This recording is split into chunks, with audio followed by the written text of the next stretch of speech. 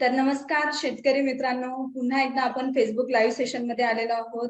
आज आपल्यासोबत एक खास व्यक्तिमत्व आहे. त्यांच्याविषयी सांगण्या अगोदरच आपली ही मुलाखत घेण्याचं उद्दिष्ट काय आहे तेही तुमच्यापर्यंत सांगणं तितकंच गरजेचं आहे. सर्वात पहिल्यांदा सर्व शेतकरी बांधवांना, सर्व शेतकरी भगिनींना आणि अगदी सर्वांनाच नवरात्रोत्सवाच्या मनःपूर्वक शुभेच्छा. आपल्या मुलाखत घेण्याचं उद्दिष्टच हे आहे की शेती क्षेत्रातील नवदुर्गा यांच्याविषयी आपण थोडक्यात जाणून घेणं आणि त्या आपल्या शेतीतील प्रवासात कशा पद्धतीने यशस्वी झाल्या ते जाणून घेणं. मुळात स्त्री हीच आहे जिने आयुष्य जगायला शिकवलं. मुळात स्त्री हीच आहे जिने आयुष्य जगायला शिकवलं आणि जिने जगण्याला अर्थ दिला आणि मुळात तिने स्त्री शब्दालाच अर्थ दिला. अशाच पद्धतीने सर्वात पहिल्यांदा कृषी जागरण मध्ये तुमच्या सर्वांचे मनापासून स्वागत. तर आज आपल्यासोबत कोण व्यक्तिमत्व आहे तेही जाणून घेण्याची तुम्हाला निश्चितच खूप उत्सुकता असेलच. आम्ही पोस्टरच्या माध्यमातून तुमच्यापर्यंत पोहोचलोय, पण थोडक्यात त्यांच्याविषयी सांगते. नैसर्गिक शेतीसाठी झटणाऱ्या, नैसर्गिक शेतीसाठी नेहमी त्यांची तळमळ असणाऱ्या, ग्रामीण भागातील मुलांच्या शिक्षणासाठी धडपडणाऱ्या, शेती अभ्यासक, शेतीतील निरनिराळ्या प्रयोगाच्या माध्यमातून आपलं अस्तित्व टिकवून ठेवणाऱ्या आणि त्यासोबतच विषमुक्त शेतीत आपलं योगदान देणाऱ्या लक्ष्मी मोरे मॅडम आज आपल्यासोबत आहेत. तर सर्वात पहिल्यांदा मॅडम कृषी जागरण मध्ये तुमचं मनापासून स्वागत. नमस्कार मॅडम. नमस्कार. नमस्कार. तर मॅडम आपण विषमुक्त शेतीबाबत जाणून घेण्या अगोदर आपण एकंदरीत तुमच्या प्रवासाबाबतीत जाणून घेऊया. तर थोडक्यात आमच्या प्रेक्षकांना सांगा ना तुमच्या. माझा प्रवास ऍक्च्युली माझा जन्म ग्रामीण भागातला, नाशिक जिल्हा, सटाणा तालुका आणि वटार म्हणून गाव आहे तिथला. तर आमच्या ग्रामीण भागात जेव्हा मी 6वी-7वी पर्यंत माझं शिक्षण होतं, 8वी हायस्कूलची शाळाच नव्हती तिथे. त्याच्यामुळे तिथून आमच्या गावातनं पहिली मुलगी मी हायस्कूलला जाणारी 8वी येते. तेही 3 किलोमीटर रोज चालत जायला लागायचं आणि चालत यायचं. म्हणजे ही सुरुवात खरी तर सगळी क्रांतीची तिथेपासूनच झाली. पहिली मुलगी, त्याच्यामुळे लाड शाळेत हायस्कूलचे टीचर येऊन मला घेऊन गेले होते. पण तेव्हाही आमच्याकडे अशा प्रथा होती की 10-15 वर्ष, 15-16 वर्षाची मुलगी झाली की तिचं लग्न करणं. आणि 8वी नंतर पहिली मुलगी शाळेत होती. वडिलांनी आणि शिक्षणाची आवड खूप होती मला स्वतःलाही. आणि जेव्हा मी 10वी ला गेली तेव्हा मी बाबांना सांगत होती की माझं लग्न, तेव्हा माझं लग्न 10वीत गेली, लग्न करायचं त्यांचे विचार सुरू झाले. त्यांना म्हटलं नका हो, थांबा, मला शिक्षणाची आवड, मला करू दे. बेटा 7वी, आपल्या गावातल्या मुली फक्त 7वी पर्यंत जातात, तुला मी 10वी पर्यंत शिक्षण दिलंय, आता मी थांबू शकत नाही. आणि त्यावेळेचा एकच अनुभव शेअर करेल. आम्ही 3 किलोमीटर जेव्हा चालत येत होतो शाळेत, त्यावेळी नदीला पाणी असायचं. इथे मध्ये नदी आडवी होती. बऱ्याच गावातल्या, ग्रामीण भागातल्या बायका तिथे बाकीच्या धुणी धुण्यासाठी वगैरे असायच्या. त्यांचे नेहमी टॉन असायचा, अरे काय मुलीला मोठा इंजिनियर करणार आहे, मोठा इंजिनियर नवरा बघून देणार आहे म्हणून ही शाळेत टाकले.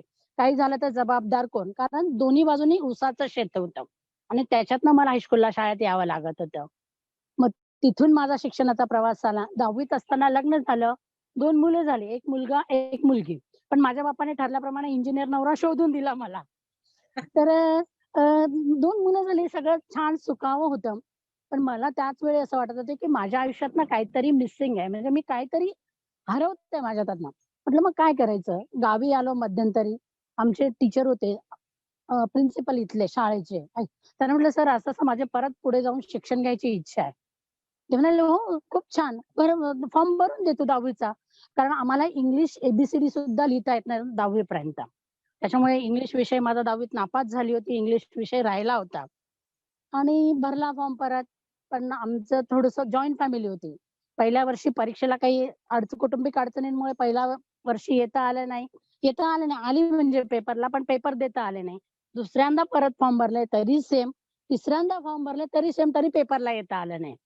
आता करायचं काय? म्हटलं शिक्षण पण राहतंय. पण 4थ्या वर्षी परत फॉर्म भरला आणि तेव्हा ठरवलं, जो काही शिक्षक होते आमच्या शेजारी, तोपर्यंत 10वीचा पोर्शन बदललेला होता. म्हटलं अरे आता काय करायचं? पोर्शन बदलला, आधीच इंग्लिश येत नाही, करायचं काय? मग ते म्हणाले, मॅडम आपण तुमचं फक्त ग्रामर करून घेऊया आणि आपण पास होऊया, मग बघू काय करायचं तर. ठरल्याप्रमाणे फक्त ग्रामरचा परफेक्ट स्टडी केला. 35 मार्काला ग्रामर होता आणि पासिंगलाही 35च मार्क पाहिजे होती. आणि तिथून पुढचा सगळा प्रवास सुरू झाला. मग मी 10वी पास झाली. फक्त मला 35 पैकी 36 मार्क, म्हणजे 36 मार्क होते फक्त. पासिंग 35ला होतं आणि 36 मार्क्स होते. मग तिथून एसएनडीटीचा एंट्रन्स देऊन एमए पर्यंत एमए सोशिओलॉजी केलं. नंतर डीबीएम केलं. मग पुढे कुटुंबालाही म्हणजे मिस्टरांनाही आणि कुटुंबालाही कळलं की यांची आवड शिक्षणात आहे, यांना सपोर्ट केला पाहिजे. मग माझ्या घरचं म्हणजे माझ्या मुलांचा, माझ्या नवऱ्याचा सगळ्या बाजूने मला सपोर्ट मिळत गेला. एम-ए सोशिओलॉजी केलं आणि ज्या वर्षी एम-ए सोशिओलॉजी करायचं होतं, त्याच वेळी माझ्या मिस्टरांची इच्छा होती की हिने एम-पी-एस-सी द्यावी. म्हणून एम-पी-एस-सी तर त्यांनी बरीचशी तयारी करून आणली. कारण गव्हर्नमेंटमध्ये होते त्याच्यामुळे फॉर्म भरणं किंवा काय कसं त्यांना माहिती होतं. पण त्याही वर्षी बी-एचं शेवटचं वर्ष होतं तेव्हा फॉर्म भरायचे होते आणि आमच्या घरी कोणाचं तरी लग्न निघालं. एक पेपर तेव्हाही राहिला. तेव्हा पुढे माहीत नव्हतं की काय होणार आहे. परत एक विषय राहिल्यामुळे परत तो नापासचा शिक्का लागला बी-एला असताना शेवटच्या वर्षाला आणि त्या दिवशी परत दुसऱ्यांदा मी म्हटलं, "चल आपण बी-ए पास होऊ आणि मग भरू फॉर्म." परत विषय दिला, पास झाली आणि जेव्हा आम्ही एम-पी-एस-सीचे फॉर्म भरायला गेलो, पण तेव्हा कळलं की आता आपण एज बार झालो, एम-पी-एस-सी अपिअर होऊ शकत नाही. मग परत निराशा, काय करायचं? मग तिथेही हार न मानता म्हणतो ना, की मार्ग इच्छा असेल तर मार्ग दिसतो. मग पुढे डी केलं, बिझनेस मॅनेजमेंटचा डिप्लोमा केला. त्यावेळेस आम्ही पालघरला राहायला होतो. मग तेव्हा कुटुंबाचा सपोर्ट इतका होता, की म्हणजे तिचा प्रवास तेव्हाही जमत नव्हता, आजही जमत नाही. तर पेपरला जायचं, मिस्टर ऑफिसर होते, ते बरोबर यायचे, बाहेर पायरीवर बसायचे, त्यांचं काम करत आणि मी पेपर लिहायचे. अच्छा. असं डी केलं. माटुंग्याला कॉलेज होतं मुंबईला, राहायला आम्ही खूप लांब होतो. मग तिथून ते माझं डी केलं. डी-बी-एम नंतर मग आम्ही मुंबईत ठाण्यात शिफ्ट झालो. ठाण्यात शिफ्ट झालो, मग तेव्हा ठरवलं जॉब करायचाच नव्हता. स्वतःचा बिझनेस सुरू केला आणि तिथूनच पहिला बिझनेस पैठणी वीवर्सला हेल्प करणं, त्यांच्याकडनं मॅन्युफॅक्चरिंग करून घेणं आणि पुढे त्याची विक्री करणं. हा बिझनेस करता करता मराठी व्यापारी मित्रमंडळाचे एक्झिबिशन आणि त्याच पिरियडमध्ये पहिला इंटरव्ह्यू मिनल मोहडीकर त्यांचं एक एक्झिबिशन होतं. आज त्यांचं नाव घ्यायला उद्योगिनी प्रतिष्ठानच्या त्या प्रमुख आहेत. त्यांच्या एक्झिबिशनमध्ये त्यांनी पहिला टीव्हीचा इंटरव्ह्यू माझा घेतला. मी त्यांना म्हटलं, "अरे वाह! हे छान आहे." म्हटलं बिझनेसच ना. मग त्याच या मार्गातनं अरे म्हटलं कुठेतरी ना मला ते कटिंग चॉपिंग व्हेजिटेबलचे पॅकेट दिसले. त्यांच्याच एक्झिबिशनमध्ये. अरे आपण तर शेतकऱ्याची मुलगी, हे तर खूप छान करू शकतो. आणि तिथून सगळं क्लिक झालं. तिथून लक्ष्मी फार्म फ्रेशचं कॉर्पोरेट ऑफिस उभं राहिलं. त्यावेळी माझ्याकडे 20 लोकांचा स्टाफ होता. व्हेजिटेबल्सचं कटिंग चॉपिंग करून मुंबई, ठाणा संपूर्ण मुंबईभर डिलिव्हरी आमच्या व्हॅन होत्या. डिलिव्हरी होत होती. टू व्हीलर्स होत्या आणि कॉर्पोरेट पद्धतीने आम्ही तेव्हा तो बिझनेस करत होतो सगळा. आणि त्याच्यातच करता एक दिवस असं झालं म्हणजे बऱ्याच वर्ष मला वाटतं एक 10 ते 15 वर्ष तो व्यवसाय केला. त्याच्यासाठी 2006 साली विलासराव देशमुखांच्या स्थानी उद्योगश्री पुरस्कारही घेतला. घराण्यातली पहिली उद्योजिका म्हणून. पण मग तेव्हाच 2012 13चं हे असेल. काहीतरी कंपनी रजिस्टर करायचं काम चाललं होतं. फार्म फ्रेशचं रजिस्टर आहेच. म्हटलं एफ रजिस्टर करू आणि ते करायला एका कडे पुण्याला गेले आणि पुण्याला गेली तिथे पाळेकरांचं शिबिर आहे असं पॅम्पलेट मला त्यांनी दाखवलं, की मॅडम हे असं आहे तुम्ही याच्यात करता. मी म्हटलं अरे काय आहे? करून तर बघूया. शेतीचाच विषय आहे आणि 10 दिवसाचं शिबिर होतं कोंढव्याला. 10 दिवसाच्या शिबिराला मुंबईवरनं गेले. ते आय ओपनिंग होतं ऍक्च्युअली. अरे म्हटलं आपण कारण माझे जेव्हा आजी-आजोबा शेती करत होते, ती शेती गुरुजींनी शिकवली. आणि मग तिथून सगळा प्रवास सुरू झाला. चालू असलेलं वर्कशॉप कटिंग चॉपिंग व्हेजिटेबलचं 1000 कस्टमरला आम्ही डिलिव्हरी करत होतो. रासायनिकवर काम करत होतो. पूर्णपणे थांबवलं, की आपण नकळत लोकांना विष ते थांबवूया. काही वेळेस मेडिटेशन करणं व्हेजिटेबल्स, स्प्राउट जे 5 प्रकार सलाड जे आठवड्याला लागतात ते आम्ही प्रोव्हाईड करत होतो. ते थांबवून त्या दिवसापासून काही गुरुजींबरोबर प्रचार करणं आणि पहिला प्रयोग आमच्या शेतीत सुरू झाला नॅचरल फार्मिंगचा केमिकल. पण ते इतकं सोपं नव्हतं कारण इकडच्या लोकांना तो कन्सेप्ट पटत नव्हता. कारण तोपर्यंत केमिकल फार्मिंग आणि हे जे ग्रीन रिव्होल्यूशन आपण जो म्हणतो, की फक्त एकल पीक पद्धती ते मोठ्या प्रमाणात सुरू झालं. तो एक पीक मोठ्या प्रमाणात काढायचं, त्याच्यानंतर दुसरं घ्यायचं. बाकी व्हरायटी भाजीपाला कोणाला काहीच माहिती नव्हतं. आणि मग तिथून माझं हे काम सुरू झालं. मी तिथून ऑर्गॅनिककडे म्हणजे 2014च्या दरम्यान मी ऑर्गॅनिककडे वळले पूर्णपणे. म्हणजे पाळेकर गुरुजी तुमचे नैसर्गिक शेतीतले गुरु लागले. हो. तिथून सगळा प्रवास तुमचा सुरू झाला. तिथून प्रवास सुरू झाला. आणि मॅडम आता बोलल्याप्रमाणे पाळेकर गुरुजी तर गुरुच होते. यापूर्वी असं कोण शेतीतलं नवीन गुरु तुम्हाला भेटलं होतं? त्यापूर्वी आई वडीलच माझे गुरु होते, कारण ते शेती आमच्या पिढीचा उद्योग शेतीचाच होता. म्हणजे जेव्हा हम्म. मी शेती बघितलेली होती किंवा माझे बाबा जेव्हा शेती करत होते, ती आता आम्ही जे करतो मिक्स क्रॉप पद्धती किंवा देशी गाईचे शेण वापरून ती जी शेती होत होती, ती शेती बघितली होती. म्हणजे पहिले गुरु माझे आई वडीलच शेतीतले. मॅडम, त्याच्यानंतर म्हणजे कसं होतं, इथून आपण शेतीपासून जवळजवळ 30 वर्ष आमचा काळ बिझनेस त्याच्यात म्हणजे हे विसरून गेलो होतो, की आपली पारंपरिक शेती काय आहे ते. हा हा पाळेकरांच्या म्हणजे गुरुजींच्या टच मध्ये आल्यानंतर हे कळलं, की अरे नाही, आपण ही शेती करत होतो आणि परत हीच केली पाहिजे, हीच शेती आपल्या फायद्याची आहे. निश्चित. मॅडम, तुम्ही आता सांगितल्याप्रमाणे की तुम्हाला ही शेती करणं गरजेचं वाटलं, तर पारंपरिक शेती करताना ही शेती करणं गरजेचं का वाटलं तुम्हाला? ऍक्च्युली आता जे आपण शेती पद्धत जी आहे आपली संपूर्ण फक्त रासायनिकवर अवलंबून आहेत शेतकरी. हम्म. जे स्वतःच्या निविष्ठा बनवणं किंवा प्रत्येक पूर्वी जे पारंपरिक जे होतं ते प्रत्येक शेतकऱ्याच्या दारात म्हणजे इव्हन आमच्याकडे सुद्धा देशी एक 4 गायी 4 म्हशी या पद्धतीने असायचं. म्हणजे ते जे शेणखत किंवा शेण गोमूत्र जे निघत होतं त्याच्यापासूनच ते सगळे निविष्ठा तयार करून ती शेतीला वापरले जायचे. आता जर तुम्ही कुठल्याही शेतकऱ्यांकडे गेलात किंवा कुठेही भागात गेलात, तुम्हाला दुधासाठी बाकीच्या जर्सी होल्स्टीन गायी दिसतील, देशी गायी फार कमी. नाहीच म्हटलं तरी चालेल. त्याच्यामुळे त्यांना ज्या निविष्ठा लागतात की जे खतं लागतात ते बाहेरून पर्यायाने त्यांना सर्व बाहेरूनच आणायला लागतं. त्यांच्याकडे स्वतःकडे काही तयारच होत नाही. आणि आता असं अरे चारा करायचा, जमीन आटकून जाईल, कशाला करायचं? नाही करायचं. तुम्हाला आता म्हणजे आता जेव्हा आम्ही इतक्या शेतकऱ्यांना भेटतो तेव्हा कळतं, आपला शेतकरी स्वतःचं धान्य, स्वतःचा भाजीपाला सुद्धा स्वतःच्या शेतात विकत उत्पन्न घेतच नाही त्याचं. तो सगळं आता अरे काही नाही, एक पीक एक आमच्या भागात तर अशी पद्धत आहे, कांदा लावला, कांदा काढला की मका लावला आणि थोडीशी त्यांना म्हटलं, "अरे थोडीशी तरी आपल्यासाठी कर." "नाही, नाही, जमीन आटकून जाते, उत्पन्न कमी होऊन जातं." म्हणजे कमर्शियल क्रॉपवर जो हा आपला माइंडसेट सेट झालाय ना, तो कमी होणं कुठेतरी खूप गरजेचं आहे. आणि याच्यात आम्ही इथे महिला सबलीकरणावर बरचसं काम करतोय, चाललंय माझं. म्हणजे इव्हन आपण नाशिक जिल्ह्यात बऱ्याच ठिकाणी आता सेमिनार घेतोय किंवा करतोय. कृषी खातं आपल्या बरोबर आहे.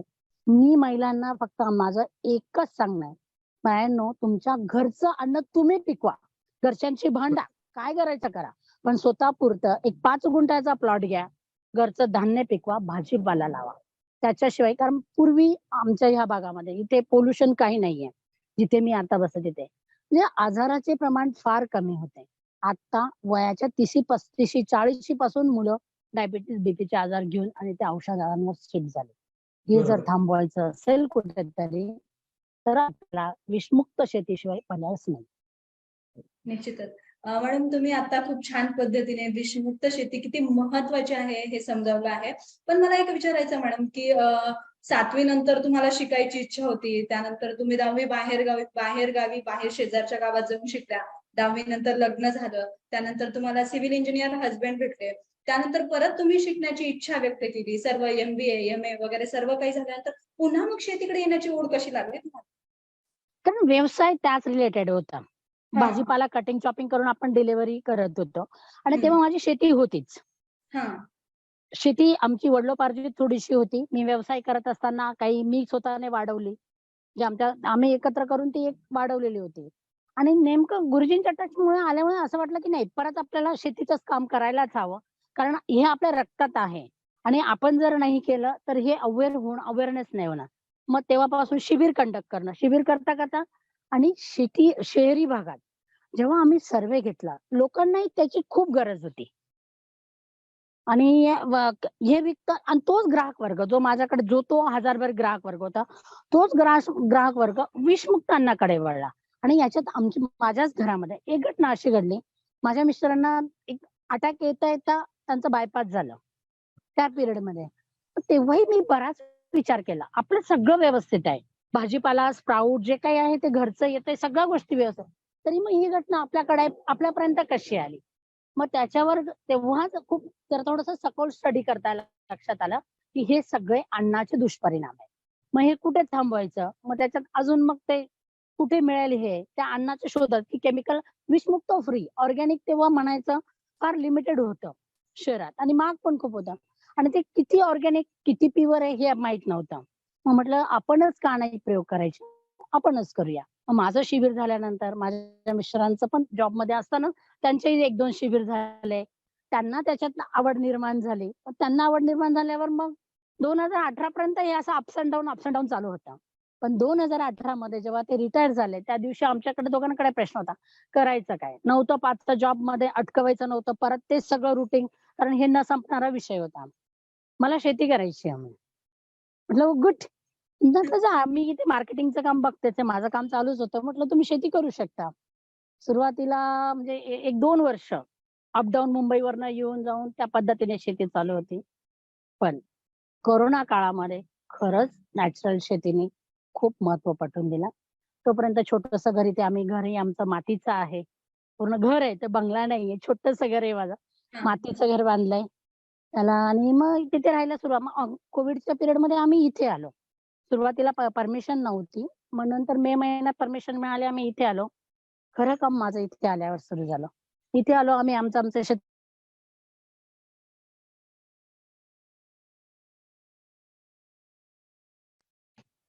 मनवाल काय झालं माहितीये का, की फटाफट फर्स्ट लॉटला नाही, सेकंड लॉटला. ते सोशल काम माझं खरं तिथून सुरू झालं. अच्छा. सेकंड लॉटमध्ये आमच्याच जवळपासचे बरेचसे डेथ झाले. म्हणजे एकाच लाईनीमध्ये 5 लोकं गेले. इथे जवळ डांगसुंदामा म्हणून हॉस्पिटल आहे. आम्ही तिघं अशा बाहेर व्हरांड्यात बसलो होतो. अरे म्हटलं हे काय आहे? मग मी राहवलं गेलं नाही म्हणून एक पत्रकार मित्र आहेत. ते त्यांना विचारलं, की "काय बुवा हॉस्पिटलची पोझिशन काय?" त्यांनी आम्हाला एकच उत्तर दिलं, "मॅडम आमच्याकडे काही सुविधा नाही. आम्ही काहीच करू शकत नाही." म्हटलं, "अरे असं कसं करू शकता तुम्ही?" "नाही," म्हणे, "आम्ही काहीच नाही करू शकत." तिथून काम सुरू झालं. आम्ही तिघंही बसलो होतो. मुलगा मी मीडियामध्ये होता. त्याचंही मीडियाची कामं सगळी बंद होती. आणि तिथून कामांची सुरुवात झाली. आणि मग त्याने दुसऱ्या दिवशी सगळ्या गोष्टी इथे अरेंज केल्या. तोपर्यंत कोविड काळामध्ये ठाण्यात खूप मोठ्या प्रमाणात काम चाललं होतं. म्हणजे आमच्या एन-जी-ओ थ्रू ज्या फाउंडेशन एक आहे, त्या फाउंडेशन थ्रू सोसायटीमध्ये सगळं भाजीपाला, धान्य त्यांना मिळत नव्हतं. त्याच्यातनं 2 गोष्टी होत होत्या. शेतकऱ्यांचा माल विकला जात होता, जे माझे नॅचरल फार्मिंग करणारे कारण तेवढ्या 5 वर्षामध्ये खूप जवळ-जवळ आता 5,000 शेतकरी कनेक्ट झाले होते. त्यांचा माल विक्रीला मी मदत ऑलरेडी मुंबईत करतेच आहे. करत होती आणि करते आजही. तर ते चालूच होतं. मग तिथे ते करता म्हटलं, "अरे, आपण मुंबईत एवढं काम केलं. डबेवाले झाले ना, पुणे जिल्ह्यात झालं, रेशन वाटप झालं, रिक्षावाले झाले." म्हणजे ज्यानेही म्हटलं, की आम्हाला मदत पाहिजे, ते आम्ही मदतीला तयार असायचो. कुठेही मदत पोहोचायची आमची. म्हणजे आम्ही ग्रोसरीवाल्यांकडे कॉन्टॅक्ट केला. तिथून त्यांना डायरेक्ट द्यायचो, की आपल्याला जायचं नाहीये ना. मग आमच्या अख्ख्या सोसायटीमध्ये भाजीपाला यायचा. त्याचे आम्ही किट्स शेतकऱ्यांना बनवायला लावायचो. ते किट्स आमच्या सोसायटीमध्ये खाली ग्राउंडमध्ये ठेवले जायचे आणि तिथून प्रत्येकाच्या नावानिशी किट फॉर्मवरून बनवून यायचं. आणि त्या किट्स वाटप आम्ही म्हणजे पेमेंट ऑनलाईनमुळे तो एक फायदा झाला. ते काम चालूच होतं आणि मग इथे सुरू झालं. मग मी ते डांगसोंदना हॉस्पिटल त्याने तर 4थ्या दिवशी सगळं ऑक्सिजन सिलेंडर हे ते आले आणि परत मला आमच्या फाउंडेशनचा फोन आला, "मॅडम आपल्याकडे आता" आम्ही त्या पिरियडमध्ये सगळे फंड संपवलेले होते. "मॅडम आपल्याकडे आता फंड आलेत, आपण अजून काही करू शकतो." तिथून मग आम्ही इकडेच अभोना म्हणून आहे, त्या हॉस्पिटल सगळं अपग्रेड केलं. हं. आणि मीनवाईल त्याच पिरियडमध्ये इथे माझी शाळा, ग्रामीण भाग आहे इथे, ती माझी शाळा जिथे हायस्कूलला मी, माझे मिस्टर दोघंही आम्ही तिथेच शिकलो. शाळा तेव्हा खूप छान होती. ते अच्छा. लोकं आले, की "मॅडम आम्हाला काही मदत होईल का?" म्हटलं, "काय मदत हवी?" "नाही," म्हणे, "काही पेंटिंग वगैरे आम्ही काढतोय" म्हणे. शाळा आणि मग तिथे व्हिजिट केली. शाळा बघायला गेलो. तर बेंचेस असे होते, की मुलांनी हात ठेवला तर म्हणजे ते बोलू नये आता कारण कोणी ऑनलाईन असेल ऐकलं तर म्हणे आमची बदनामी करते. म्हणजे नाही, त्यांची नाही. कंडिशन वाईट होती. तिथून बरोबर. शाळेची कामं सुरू झाली. विद्यार्थ्यांना मग सगळ्याच गोष्टी म्हणजे आणि मुलींच्या टॉयलेटची अशी कंडिशन होती, मुलींना टॉयलेट्स नव्हते. एक टॉयलेट लाईनीत मुलं जायची. मुलं जाऊन आले की टीचर थांबायच्या, मुली जायच्या. तिथून त्या कामाला सुरुवात झाली. आत्तापर्यंत 8 शाळांना आम्ही मुला-मुलींसाठी सेपरेटली फाउंडेशन थ्रू टॉयलेट्स आम्ही बांधून देतोय. शाळा अपग्रेड करतोय. ही कामं आता चालू आहेत. ओके, नक्कीच. मॅडम तुम्ही खूप छान पद्धतीने दोन्ही गोष्टींचा समतोल राखता. एक तुमची आवडही पूर्ण केली आणि त्यासोबतच तुम्ही एक समाजसेवा देखील गरीब मुलांसाठी, ज्या मुलांना खरंच गरजू मुलं आहेत त्यांच्यासाठी समाजसेवा देखील या माध्यमातून करताय. मॅडम मला तुम्हाला एक विचारायचं की आता आपण ऑर्गॅनिक फार्मिंग संदर्भात बोलतोय. तर तुम्ही बोलला की नैसर्गिक शेती करणं गरजेचं आहे. पण आजही व्यावहारिक दृष्ट्या लोक नैसर्गिक शेतीला इतकं ऍक्सेप्ट करत नाहीये. हे आपल्याला चांगल्या पद्धतीने पाहायला मिळतंय. हो तर हो. तुम्हाला काय वाटतं की आरोग्य महत्वाचं का काय महत्वाचं? ऍक्च्युली मला सुरुवातीलाही वाटत होतं. मला काय वाटत होतं, मी जेव्हा इथे आली ना, अरे माझं पटकन लोकांनी करावं, बघावं. पण हं, ते प्रॅक्टिकली एकदम हं, कन्व्हर्ट होणं शक्य नाही. कारण जमीन तयार व्हायला वेळ लागतो आणि सगळ्यात महत्त्वाची गोष्ट, आपल्या शेतकऱ्यांना पिकवता येतं, विकता येत नाही.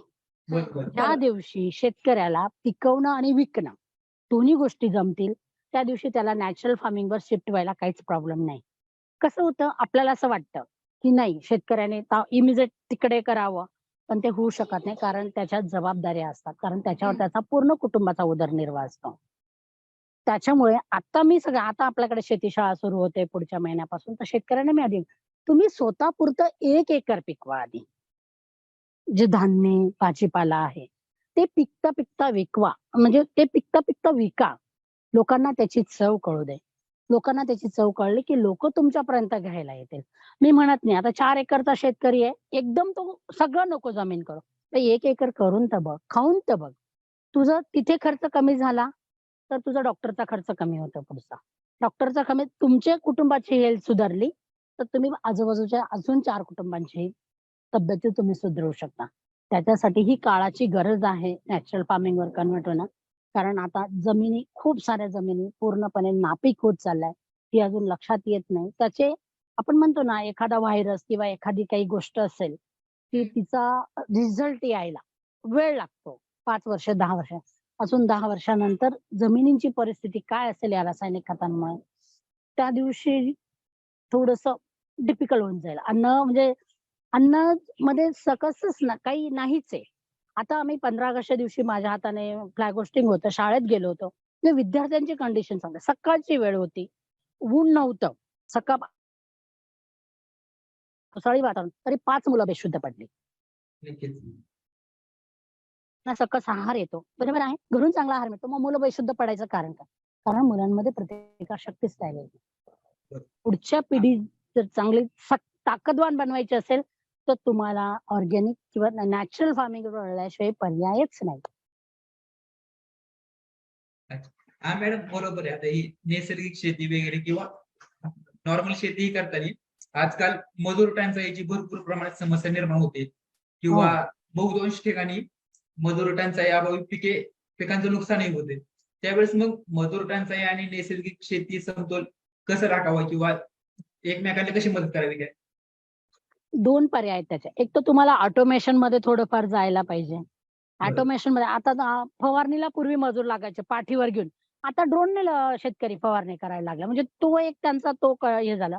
पूर्वी कंपल्सरी बैल ज्याच्या दारात असायचं, नांगरणी असायची. आता तुम्ही ट्रॅक्टर वापरता. एक माणूस 1 तासभर छोटा ट्रॅक्टर वापरला, जमिनीवर जास्त दबाव पडत नाही. त्याच्याने तुमचं बाकीचं कामं होतात. मजुरांचा प्रॉब्लेम आहे. त्याच्यामध्ये दुसरं अजून एक सोल्युशन आहे. म्हणजे आम्ही पण ते सोल्युशन कधी-कधी वापरतो. थोडंसं आपण जे कमवतो किंवा आपल्याला जे होणार आहे, ते थोडंसं एक्स्ट्रा दिलं किंवा त्यांना जर घरच्यासारखं ट्रीट केलं, तर या गोष्टींचा पण बराचसा फरक पडतो. निश्चितच. मॅडम तुम्ही खूप छान माहिती दिली आहे. मला तुम्हाला एक सहज आत्ता तुम्ही बोलल्या थोड्या वेळापूर्वी आणि मला तो प्रश्न एकदम आला, की तुम्ही बोलल्या, की आपल्या शेतकऱ्याला पिकवता येतं पण विकता येत नाही. तर बरोबर. आज आपण एवढी मुलाखत आयोजित केली, तर निश्चित तुमच्या माध्यमातून आमच्या शेतकऱ्यांना काहीतरी फायदा होईलच. मला एक हां. विचारायचं मॅडम, की शेतकऱ्याला पिकवता येत नाही, तर म्हणजे पिकवता येतं पण विकता येत नाही, असं तुम्हाला म्हणायचंय. तर मग आमच्या शेतकऱ्यांना सांगा ना, की विकण्यासाठी सोपा मार्ग कोणता? कसं असतं आपला शेतकरी काय करतो, आता सपोज एक एरिया आहे. हा आमचाच घ्या बागलाण तालुका. इथे आमचा नाशिक जिल्हा किंवा बागलाण तालुका. हं, मोठ्या प्रमाणात कांदा उत्पादक बरोबर. शेतकरी सगळे इथे आहेत. खूप मोठ्या प्रमाणात कांदा उत्पादक. मग बरोबर. शेतकरी काय करतो, एकरच्या एकर सगळा शेतकरी उठून एक तर एकच पीक पद्धत करतो. कांदा लावतो बरोबर. सगळा. पण तो लावतो ठीक आहे, चांगलं आहे. कांद्याचं उत्पन्न चांगलं आहे. 2 पैसे मिळाले तर चांगला फायदाही मिळतो. पण गेले 3 वर्ष त्याच्यामध्ये फायदा नाहीये. मग हम्म. तुम्ही काही असा विचार करा की बाय प्रोडक्टवर करून ठेवा. एक काहीतरी सोय छोटीशी बाय प्रोडक्टची केली.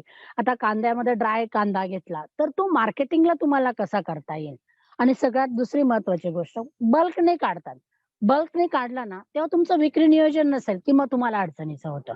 त्याच्यामुळे समजा आता 5 एकर आहे ना, 1-1 एकरमध्ये काही फळभाज्या, काही पालेभाजी, वेगवेगळ्या सीझनला मिक्स क्रॉप पद्धती बरोबर. त्याच्यातनं वेगवेगळं काढलं. लिमिटेड गोष्टी आल्या. सपोज आता काही तर आता आमचे जे शेतकरी आहेत, काही द्राक्ष बागायतदार आहेत, मोठे शेतकरी आहेत आमचे. पण त्यांना आम्ही काय केलं, ग्रुपिंग केलं. ग्रुपमध्ये सगळ्यांचा आला, टनावारी माल त्यांचा विकला जातो. पण सगळाच विकला जातो असं नाहीये. मग त्यावेळी त्यांना आम्ही काय सांगतो, "ठीक आहे बाबा, तू त्यांचे मनुके बनवून ठेव. मग ह्या मनुक्यांचं आपण वर्षभर मार्केटिंग करू."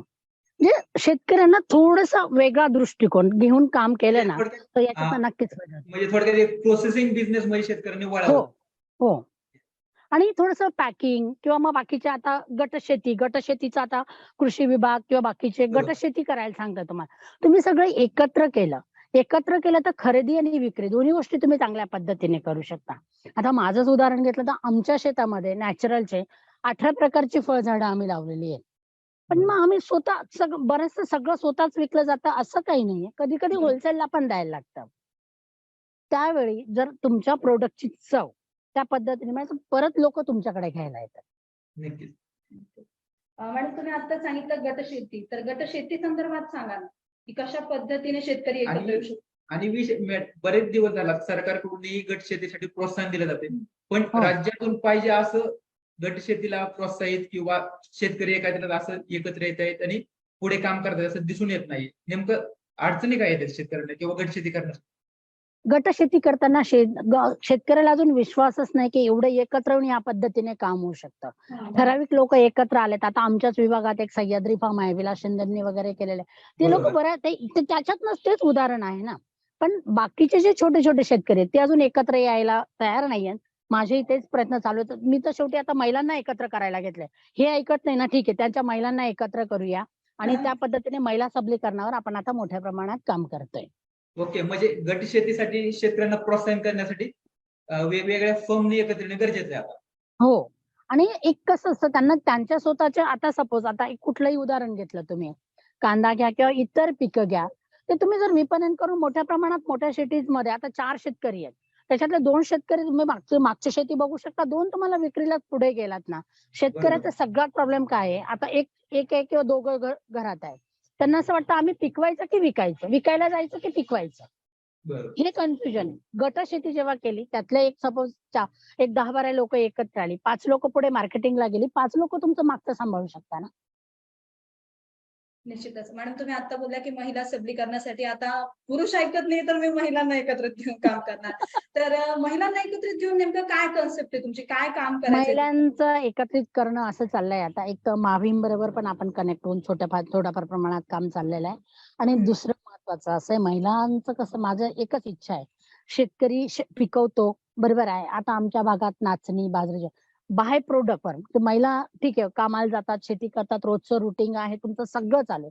पण त्याच्यातनं छोटे-मोठे बाय प्रॉडक्टला जर तुम्ही तयार केलेत. आता नुसती बाजरी पिकली म्हणून नुसती बाजरी नाही. त्याच्यापासून तुम्ही काय थालीपीठ भाजणी बनवू शकता.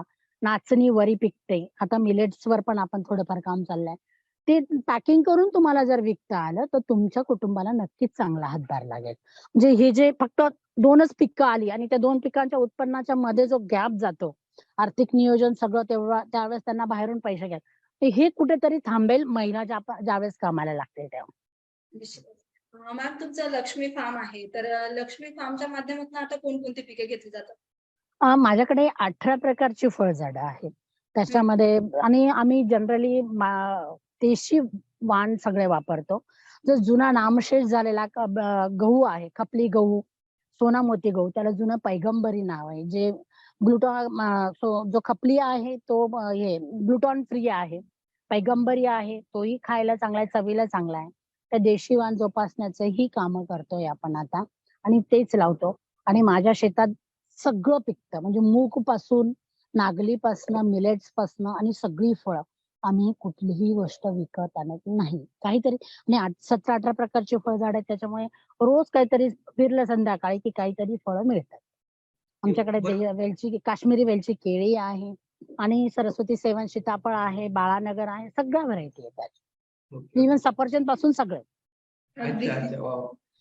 मॅडम आता आपण बोललात की देशी वाणा आहे, देशी वाणाचे रोप वगैरे लावलेत. आता तुमचं पाहून किंवा तुमच्याकडे कुठल्या शेतकऱ्याने मागणी वगैरे केली का, आम्हाला तुम्ही 1 वर्ष बाबा ट्राय करण्यासाठी द्या किंवा आम्ही गव्हाची पेरणी करून पाहतो वगैरे असं काय? हो, होते ना. बियाणं आता अजून शेतकरी इथला जो शेतकरी ना तो पुढे येत नाही. आता एक छोटंसं उदाहरण सांगते. आम्ही देशी वाण दहिवडी म्हणून बाजरीचा वाण लावला होता. वाण लावला आणि त्यावेळेस आम्ही बाजरी काढायला कोणाला तरी बोलवलं होतं. त्याने चुपचाप आम्ही नव्हतो वाटतं त्या पिरियडमध्ये. त्याने एक 7-8 किलो बाजरी इथून नेली. त्याने ते नेतात ते म्हणजे काढून दिली की ते घेऊन जातात. पैसे नसतील दिले की काय माहीत नाही. आणि परवा आता एकाने स्टेटस म्हणजे टाकलं, की आम्ही अशा पद्धतीची नॅचरल देशी दहीवडी. मग मी खूप खुश झाले. अरे म्हटलं गावातले शेतकरी आपल्याला फॉलो करायला लागले. त्यांना म्हटलं, "अरे वाह!" म्हटलं, "कुठली व्हरायटी आहे?" "तुमच्याच कडची आहे" म्हणे. म्हटलं, "माझ्याकडे कधी नेली तुम्ही?" "नाही," म्हणे, "तुम्ही त्यांना दिली होती त्यांच्याकडनं माझ्याकडे आले." म्हणजे हे काम आता या पद्धतीने सुरू झालं. अच्छा. म्हणजे लोकं समोर येत नाही, पण चोरी-छुपे सगळं सुरू झालं. ओके ओके ओके आणि चालेल. आम्ही इग्नोर करतो कधी-कधी. आम्हाला माहिती असतं हे आपलंच आहे, हे गेलं. इग्नोर करतो. ठीक आहे, करतायत ना करू दे. होतील एक दिवस येतील आपल्याकडे. नक्कीच. मॅडम या शेतीच्या माध्यमातून आता किती जण काम करतात तुम्ही? म्हणजे कुठे म्हणायचंय तुम्हाला? म्हणजे माझ्या लक्ष्मी पुरतं फार्म. म्हणायचंय की हां? लक्ष्मी सर्वच बाजूने जसं की आता तुम्ही बोलले की विकतात पण सर्वच हां. गोष्टींच्या. आता मी कसं केलंय सुरुवातीला डायरेक्ट ग्राहकाला जायचं. तर आता मुंबईमध्ये काही असे ग्रुप्स तयार केलेत. ते हां. इथून माझा मालाची चेन डेव्हलप केली आहे. ते मुंबईतला सप्लाय बघतात. मी इथून पाठवते प्रॉपर पॅकिंग करून. त्यांच्या आधी आमच्या ऑनलाईन ऑर्डर्स आम्ही जनरेट करतो. WhatsApp आणि त्याच्यामुळे आणि मग तिथे पाठवतो. तिथून विक्रीचं नियोजन चालतं आणि ते फक्त लक्ष्मी फार्म फ्रेश पुरतं नाहीये. तर महाराष्ट्रातल्या सगळ्या शेतकऱ्यांचा माल येतो आणि तो सगळा त्या चेनद्वारे मुंबईमध्ये विक्री होते त्याची. म्हणजे आणि एकंदरीत त्याच्यासाठी हां. एकंदरीत एका माळ्यामध्ये सगळे मणी गुंफलेले आहेत. हो, हो. आणि याच्यामध्ये आमचं काही जे शेतकरी आहेत ना, तर कसं झालंय आता आम्ही सगळ्याच गोष्टी जातात आता तिथे. आता मला एखाद्या शेतकऱ्याचा मेसेज आला, "ताई माझी मोसंबी चालू आहे." बरं बाबा ठीक आहे. काय रेट आहे? आणि याच्यात सगळ्यात महत्त्वाची गोष्ट आहे शेतकरी स्वतःचे रेट स्वतः ठरवतो आणि ते आम्ही त्याला देतो. तिथे नो बार्गेनिंग, नो दलाली, नो एजंट काहीच नाही. समोरच्याला सांगतो, "बाबा माझा या" आणि शेतकऱ्याचं नाव जातं विक्री करणाऱ्याकडे हां. प्रॉपर. की ह्या शेतकऱ्याचा माल ह्या तालुक्यात आलेला आहे. हा माल आहे. सुरुवातीला आम्ही सॅम्पल्स देतो 2-2, 3-3 किलोचं. ते सॅम्पल अप्रूव्ह झाले की आमचा 2-2, 3-3 टन माल एका आठवड्याला निघून जातो. चैन आहे सगळी ती. आता मुंबईत ती चैन काम करते. ती फक्त लक्ष्मीच पुरतं काम करत नाही. तर महाराष्ट्रातल्या सगळ्या शेतकऱ्यांसाठी काम करते. मॅडम तुमच्या बोलण्यातून मला एक गोष्ट जाणवली. मी आता 2-3 दिवसापूर्वी एक मुलाखत घेतली होती आणि त्या मुलाखतीत मॅडम मला असं बोलल्या होत्या, की सगळ्यांमध्ये कॉम्पिटिशन असेल, पण आमच्या शेतकऱ्यांमध्ये मात्र कधीच कॉम्पिटिशन नसते. नाही असते निश्चित. ना कॉम्पिटिशन आहे ना. सगळीकडे कॉम्पिटिशन आहे. आता नॅचरलच्या नावाने काही लोकं अशी असतात, की "अरे नाही, आम्ही नॅचरल करतो. आम्ही काहीच देत नाही म्हणजे नॅचरल." अरे नाही हां. बाबांनो, त्याला ते प्रॉपर काय लागतं? कारण त्याचे त्या आता प्रत्येक आहे अन्न शरीर आहे त्याला अन्न लागतं. तसंच हो. निसर्गाचा नियम आहे. जे काही फळझाडं आहेत त्यांचं पोषण त्यांना लागतं. ते त्या वेळी केलं तर त्याची ती चव डेव्हलप होते. जसं आपल्या शरीराला प्रत्येक वेळी अन्न लागतं. ते अन्न गेलं तर शरीर डेव्हलप होतं. नाहीतर कुपोषण होऊन जाईल. तशीच परिस्थिती झाडांचीही असते. त्यांना जे लागणारं अन्न आहे, ते तुम्ही त्या वेळच्या वेळी देत गेलात, तर त्यांचं पोषण होतं आणि ते त्या पद्धतीने आपल्याला फळं मिळतात त्याच्यातून. आरोग्याची निश्चितच शेतकरी वर्ग काळजी घेईल. आरोग्याचा खूप फायदा आहे आणि कॉम्पिटिशन म्हणाल, तेच मी आता त्याच पॉइंटवर येत होते. तुम्ही जो प्रश्न विचारला.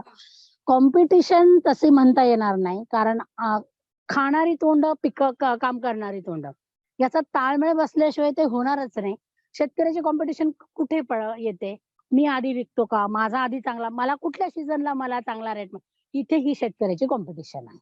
अच्छा. मॅडम एवढं सगळं झालं, सगळं शिक्षण झालं, व्यवस्थित झालं हे ते.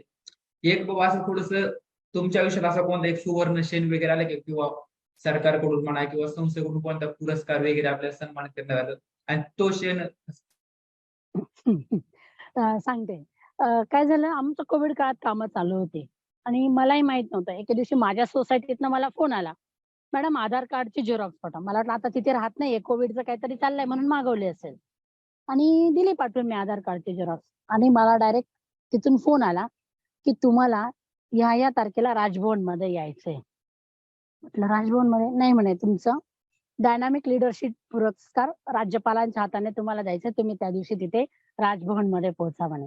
असं हे म्हणजे काही अपेक्षित नाही. कुठे फॉर्म लोकं प्रयत्न करतात. काही नाही. डायरेक्ट फोन आला, तुम्हाला ह्या दिवशी हजर असायचंय. तो एक क्षण आयुष्यातला सगळ्यात मोठा क्षण आहे. आणि दुसरं सगळ्यात महत्वाचा क्षण असा म्हणेल की मी, एवढ्या कोविड पिरियडमध्ये टचवूड आमच्या घरापर्यंत कोविड पोहोचला नाही. कारण त्याच्या पाठीमागचं आमचं हे नैसर्गिक वातावरण, गायींचा सहवास, नैसर्गिक शेती, नैसर्गिक आहार. निश्चित. मॅडम तुम्ही आता सांगितलं की पुरस्कार मागायची गरज पडत नाही, तो आपल्याला निश्चित चांगल्या पद्धतीने मिळतो. तुम्ही खूप पुरस्कार ऐकलाय मॅडम तुमच्या संदर्भात, जसे की उद्योगशील पुरस्कार, नवदुर्गा पुरस्कार, कृषीरत्न पुरस्कार, कर्तृत्ववान महिला पुरस्कार. हे सगळे पुरस्कार मिळाल्यानंतर एक महिला शेतकरी जेव्हा हे सगळे शेती नंतर शहर आणि पुन्हा शेतीकडे वळते आणि तिला इतके पुरस्कार मिळतात, तर तो आनंद कसा आहे तो आमच्यासोबत शेअर करा. तो आनंद घेताना तेच मी प्रत्येक वेळी मी फक्त एकच म्हणते, माझ्या गुरुजींना पण सांगते, माझे पाय जमिनीवर असू दे. अजून खूप करायचं. मला तर असं वाटतं ना, अरे आपण अजून खूप आधी इकडे वळायला पाहिजे होतं. अजून खूप काम आहेत.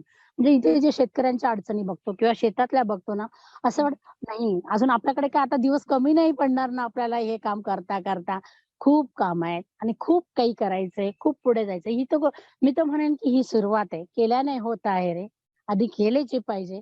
त्याच्यामुळे आता अगदी मी 100% देऊन त्याच्यात माझं कुटुंब, माझे मिस्टर सगळ्यांचा मला मोठा सपोर्ट इन द सेन्स घरात जे बाकीचे सपोर्ट लागतात, तो सगळा सपोर्ट आहे. मार्केटिंग मी बघते. शेतीचं टेक्निक कामं बरेचसे माझे मिस्टर बघतात. आणि सगळ्यात मी क्रेडिट माझ्या माणसांना देईन, ते माझ्याबरोबर जे सुरुवातीला कोणीही ऐकायला तयार नव्हतं. "अशी शेतीच होत नाही" म्हणे. अरे म्हटलं, "थांबा, अजूनही आम्हाला बरेच टोमणे ऐकायला मिळतात. टाईमपास शेती करता. तुम्हाला काय, तुम्ही टाईमपास करता." अरे आम्ही टाईमपास नाही करत बाबांनो. तुमच्या सगळ्यांच्या आयुष्यासाठी काम करताय. निश्चितच. मॅडम एक शेवटचा प्रश्न घ्यायचा आहे मला, की आपण नैसर्गिक शेती पुन्हा मी त्या विषयावर येते, कारण तो प्रश्न हो, खूप या ना. हो ना, हो ना, हो ना. काही नाही. हं. नैसर्गिक संकटांचा नैसर्गिक जे काही संकट येतात, मग त्यावेळेस तुम्ही नैसर्गिक शेती कशी हाताळता? कधी पूर परिस्थिती असते, कधी दुष्काळ असतो. मग अशा वेळेला या शेतीवर काही परिणाम होत नाही का या गोष्टींचा? होतो ना. पण जेव्हा तुम्ही नैसर्गिक करता, नैसर्गिक निविष्ठांचा वापर करता ना, आपण म्हणतो ना, आपण चांगलं अन्न खाल्लं की आपली प्रतिकारशक्ती खूप चांगली झालेली असते. तसेच हं. शेतीमध्ये जर तुम्ही रेग्युलर सगळं नैसर्गिक जीवामृत, घनजीवामृत जे म्हणजे देशी गाईच्या शेण गोमूत्रापासून अ, तुम्ही देत गेलात रेग्युलरमध्ये, तर जमिनीचीही प्रतिकारशक्ती वाढलेली असते. आता पाऊस जर खूप पडला, आमच्या बाजूच्या शेतांमध्ये पाणी भरलेलं असतं. आपल्या शेतात पाणी नसतं, भरलेलं नसतं. कारण जमिनीची कपॅसिटी, पाणी झिरपण्याची कपॅसिटी चांगली झालेली असते. कारण नॅचरल पद्धतीने त्याच्यामध्ये गांडूळ तयार झालेले असतात. ती जमीन ऑटोमॅटिक भुसभुशीत होते आणि सगळं पाणी जिरतं. म्हणजे हा आमचा अनुभव आहे. अजून तसं खूप मोठ्या नैसर्गिक संकटाला सामोरं जायची वेळ आली नाही. पण आम्हाला सुरुवातीला 2-3 वर्ष बऱ्यापैकी त्रास होता. आता फळमाशीचं कंट्रोल होत नाही. इकडे रासायनिक शेतीमध्ये केमिकलचे स्प्रे घेतले जातात. आम्ही नॅचरल पद्धतीने कसं कंट्रोल आहे, मग ट्रॅप लावा, मग त्यांना बॅगिंग करा, ह्या पद्धतीने करतोय. आता जर आपला व्हिडिओ कॉल राहिला असता, तर तुम्हाला सगळं शेत फिरवलं असतं. पण आता नाही दाखवू शकत. ते हे नॅचरलमध्ये कसं कव्हर करता येईल, दशपर्णी अर्काचा स्प्रे घेतो. कसं कव्हर होईल. अगदी आपल्या घरातले हिंग, हळदीचे स्प्रे घेऊन सुद्धा आम्ही कंट्रोल करायचा प्रयत्न करतो. त्यातलं कधी-कधी कंट्रोल होतं, कधी नाही कंट्रोल होत. मग त्यावेळी ठीक आहे, निसर्गाने आपल्याला दिलं तेवढं आपण घेतोय. बाकी निसर्गाने दिलेलं तर निसर्गाने घेतलं. छान. मॅडम तुम्ही खूप छान महत्त्वाची माहिती आज आमच्या प्रेक्षकांपर्यंत दिली आहे. मॅडम जसं तुम्ही बोलले, की तुम्हाला मी व्हिडिओ कॉलच्या माध्यमातून दाखवल. तो एक व्हिडिओ करून जर तुम्ही आम्हाला दिला, तर आम्ही आमच्या प्रेक्षक वर्गापर्यंत तो पोहोचवू शकू. आणि निश्चितच सर्वांना तुम्ही कशा लक्ष्मी फार्म काय आहे हे देखील सर्वांपर्यंत पोहोचेल आणि त्यांना देखील एक प्रेरणा मिळेल. शेवटी मॅम नवरात्रोत्सव चालू आहे. एक शेतकरी बांधवांना, शेतकरी महिलांना, अगदी प्रत्येकाला, सामान्य व्यक्तीपासून अगदी प्रत्येकाला शेवटचा सल्ला काय देता? शेवटचा सल्ला एकच देईल, की आता हे जे ग्लोबल वॉर्मिंग आता बऱ्याच ठिकाणी खूप म्हणजे ज्या भागांमध्ये कधी पाऊस होत नव्हता, त्या भागांमध्ये म्हणजे त्याला इतका पाऊस पडलाय, की ते कंट्रोल करणं शक्य नाहीये. तर हे ग्लोबल वॉर्मिंगचा जो इफेक्ट आहे, जेवढे जास्तीत जास्त शेतकरी नॅचरल फार्मिंगवर ऑर्गॅनिक म्हणा, नॅचरल म्हणा, त्याच्यावर तुम्ही वळला तर ग्लोबल वॉर्मिंगचे इफेक्ट कमी होतील. पूर्वी आमचा रासायनिकचा शेतकरी एक वेळ तणनाशक मारत होता, त्याची जमीन त्याच्यावर परत तण उगवत नव्हतं. आपण तर करतच नाही, तो प्रश्नच नाही. पण आता तरी कंट्रोल होत नाही, तरी त्याला नेहमी ही करावीच लागते. हे सगळे ग्लोबल वॉर्मिंगचे इफेक्ट आहे. तर माझी फक्त एकच रिक्वेस्ट असेल, सगळ्यात पहिली रिक्वेस्ट आहे. नो डाउट शेतकऱ्यांना खर्च आहेत, बाकीच्या जबाबदाऱ्या आहेत. त्यांना दुसरा इन्कम नाहीये, की शहरी भागासारखं की चला बुवा सर्व्हिस करताय, इकडनं पगार तसं नाही.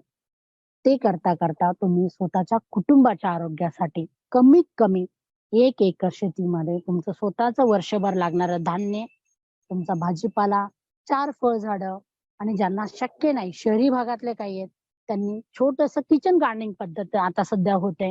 किचन गार्डनिंगच्या मार्फत त्याच्यासाठी खूप ट्रेनिंग घ्यायची गरजच नाहीये. 4 बिया लावल्या तुमच्या आता प्रत्येक सोसायटीमध्ये आता याचं मॅनेजमेंट पण आहे, खतांचं मॅनेजमेंट पण. ते जरी तुम्ही वापरलं तरी तुमच्या घरच्या पुरतं भाजीपाला आणि ते तुम्ही वापरू शकता. त्याच्यातनं पैशांची बचत होईल असं मी म्हणणार नाही. पैसा किती वाचेल हे नाही. पण तुमचं आरोग्य सुधारण्यासाठी कमीत कमी 60-70% फायदा तुम्हाला नक्कीच होईल.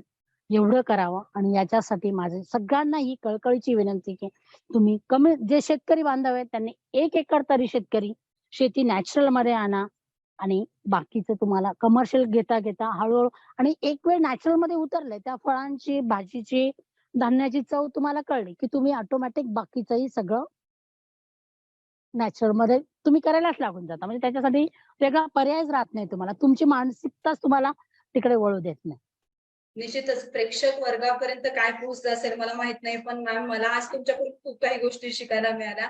वयाच्या आपण कोणत्याही स्टेजला असू द्या, परंतु आपण आपलं काम करत राहिलं पाहिजे आणि प्रत्येक वेळी पुढेही मला काहीतरी करायचंय. ही प्रेरणा तुम्ही मला तरी आज दिली. प्रेक्षकांपर्यंत पण खूप छान माहिती पोहोचली असेल. प्रेक्षकांना तुम्हाला जर का असंच अजून काही माहिती हवी असेल तर आम्हाला कमेंटमध्ये नक्की कळवा. मॅडमच्या माध्यमातून तुमच्या प्रत्येक प्रश्नाची उत्तरं आम्ही तुमच्यापर्यंत पोहोचवण्याचा प्रयत्न करू. मॅडम तुम्ही खूप वेळ दिला, मनापासून धन्यवाद. पुन्हा एकदा असंच प्रेक्षकांच्या प्रश्नांसोबत पुन्हा एकदा भेटूया कृषी जागरण. धन्यवाद. धन्यवाद. Thank you. थँक्यू.